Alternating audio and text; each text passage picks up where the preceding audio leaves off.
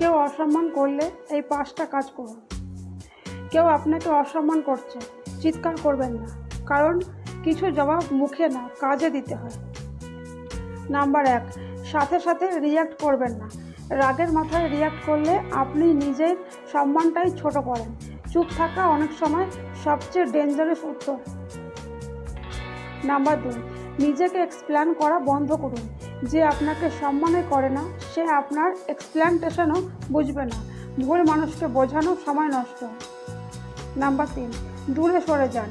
যেখানে বারবার অসম্মান, সেখানে বারবার ফিরে যাওয়া মানে নিজের ভ্যালু নিজেই কমানো। নাম্বার 4, নিজেকে আরও শক্ত বানান।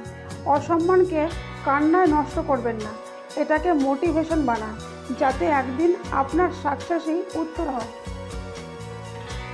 নাম্বার 5, নিজের সম্মান নিজে রাখুন।